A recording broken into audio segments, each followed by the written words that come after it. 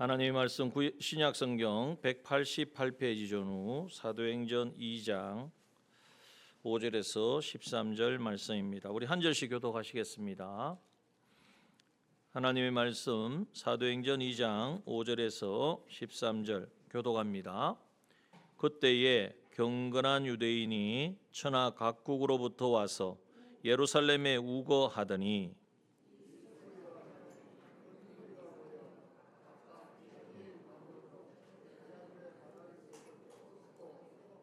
다 놀라 기이 여겨 이르되 보라, 이 말하는 사람이 다 갈릴리 사람이 아니냐.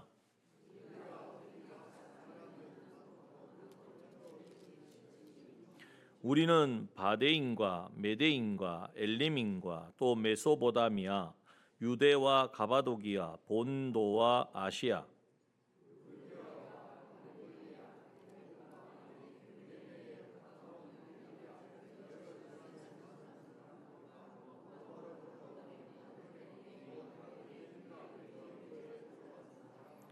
그레데인과 아라비아인들이라. 우리가 다 우리의 각 방언으로 하나님의 큰 일을 말함을 듣는도다 하고,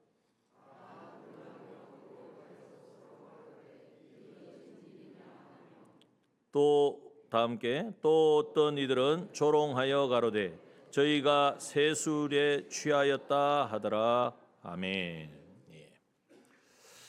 오전의 말씀을 우리가 이어서 우리에게 주시는 말씀입니다. 하나님이 우리에게 성령을 부어주시면 우리는 변화됩니다. 그리스도인의 목적이 뭐냐? 변화되는 겁니다. 다른 말로 하면 하나님의 형상을 회복하는 겁니다. 지금의 삶에 만족하는 것이 아니라 우리의 성품과 인격이 바뀌는 것입니다. 누구를처럼요? 그리스도를 닮아서.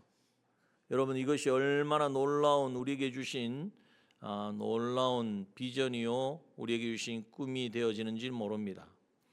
우리가 하나님처럼 되어지는 거예요. 아무도 안 놀라시네. 너무나 당연한 이야기를 합니까? 아니면 너무나 말이 안 되는 이야기를 합니까? 근데 그게 제 말씀이 아니고 하나님이 원하신단 말이에요.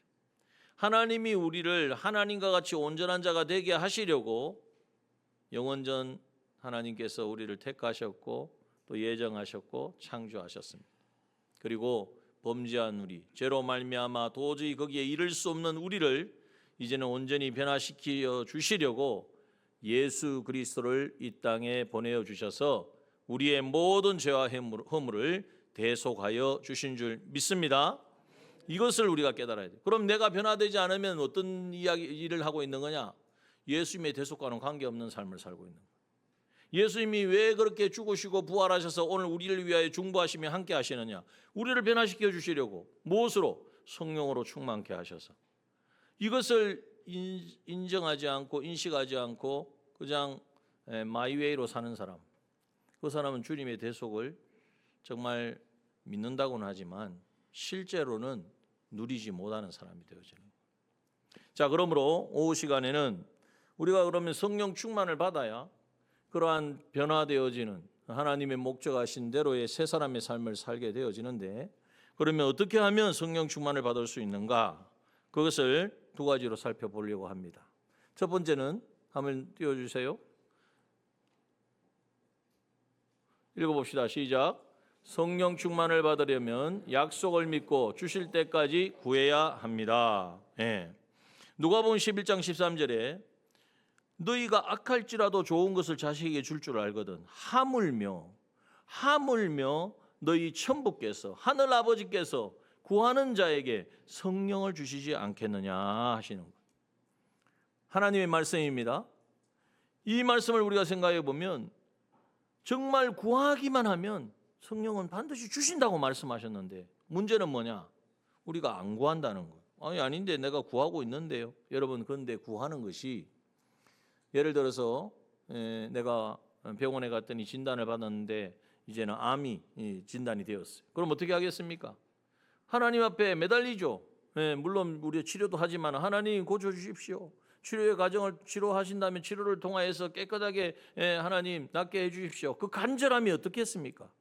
다른 게 뭘 먹고 잘 먹고 누구를 만나고 이거보다도 우선적인 게 자기의 이 지금 당면한 병이 낫기를 위한 기도일 것입니다.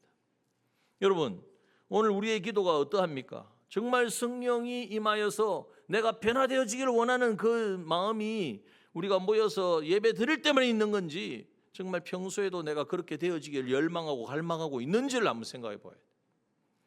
그것이 있어야 한다는 거죠. 그런데 왜 우리가 성령 충만을 받으면 그리스도인으로, 진정한 그리스도인으로 변화되어진다는 것을 내가 아는데도 불구하고 정말 그렇게 갈망하고 간구하지 않는가? 이유가 있습니다. 어떤 이유냐 하면, 성령이 충만하려면 이미 그 이전에 충만해 있는 것을 버려야 되거든요. 그렇잖아요. 집에 뭔가, 내 집에 뭔가가 새로운 것이 들어오면 옛날 것도 그대로 두고 새로운 것 두는 사람 있습니까? 예전 것은 다 폐기하고 버리고 거기에 새 것을 두는 거예요. 그와 같이 성령이 오늘 우리 가운데 오셔서 우리를 다스리고 통치하고 지배하시려면 그 이전에 나를 주장하고 나를 다스리고 통치했던 것을 버려야 되는데, 그게 아까워서 버리지 못하는 거예요. 또한 성령이 나를 주장하신다는 말을 다른 말로 하면 뭐냐? 예수 그리스도께서 내 안에 계셔서 내 삶의 주인이 되는 거예요. 우리가 그것에 대해서 너무나 원하고 소원하지만은 실장을 보면, 그렇게 되면은 내 삶은, 내가 조금이라도 내가 누리고 있는 이 쾌락은, 이 기쁨은, 세상 것은 다 버려야 되는 거 아니냐? 주님이 성령으로 충만하면, 이거 내가 정말, 이거는 내가 못하겠는데, 이 미련 때문에 성령의 역사를 내가 체험하지 못하는 거예요. 여러분, 한번 우리가 정직하게 하나님 앞에 나아가야 됩니다. 정말 주님을 모시기 원한다면 내 안에 내 마음대로 살아가는, 내가 왕이 되어 내가 주인이 되어가는 삶, 되어서 살았던 삶을 포기해야 한다는 거예요. 그게 아깝습니까? 그러면 망할 것 같습니까? 내가 내 왕국을 만들고 내가 주인 되어 살아가는 삶이 바로 그게 원죄성입니다. 아담아에게 범이 와서 하는 말이 뭐예요? 너 선악과 먹으면 하나님처럼 눈이 밝아가지고 하나님처럼 된다. 그게 바로 뭡니까? 네가 너의 하나님이 되어라는 이야기예요. 네가 하나님이 되어서 네가 하고 싶은 대로 네가 결정하고, 신앙생활도 네가 판단하고 결정해서 살아가지, 누가 이래라 저래라 그렇게 살아가지 말라고 하는 것이, 그것이 바로 마귀의 속상입니다. 여러분, 하나님의 성령이 임하시면 그런 삶을 더 이상 추구할 수가 없거든요. 내가 주인 된 삶을 있을 수가 없거든요. 그걸 아니까 마음속에 거부감이 생기는 거예요. 그래서 어느 정도 타협을, 여기까지는 내가 하지만 그 이상은 못하겠습니다. 그러니 성령의 충만을 받을 수가 없는 거예요. 오늘 그 지점이 무엇인지는 우리 스스로가 판단하고 결정해야 합니다. 그래서 그것을 이제는 깨뜨려야 된다는 거예요. 그래서 성령을 구한다는 것은 예수님의 약속의 말씀을 믿고 끝까지 그 약속을 붙드는 거예요. 오늘 여기 있는 이제 120명의 성도들이 성령 충만을 받았는데 어떻게 받을 수 있었느냐? 주님이 약속하신 약속을 붙들었다는 거예요. 몇 날이 못 돼요. 주님 하나님 주신다는 그 약속을 붙들고 그 약속대로 임하기를 간절히 소원하고 자기의 모든 생업을, 모든 것을 다 내려놓고 거기에 전부를 기울였다는 거예요. 자, 그러므로 오늘 우리가 이제 이 기도가 시작되어야 됩니다. 성령을 주옵소서. 말로만 성령 충만한 게 아니라, 성령 달라는 말은 나는 죽었습니다.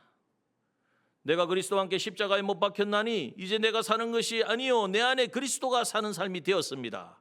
이걸 고백하고 이 고백대로의 삶을 살게 해달라고 구하는 것이 바로 성령을 구하는 것입니다.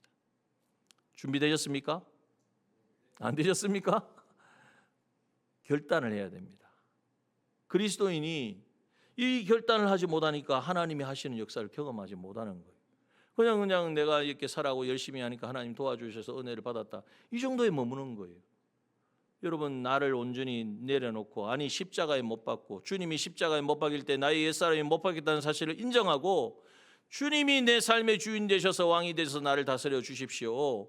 나를 어떻게 하시든, 나를 죽이시든 살리시든, 인간말로 하면 하나님 나를 주장해 주십시오.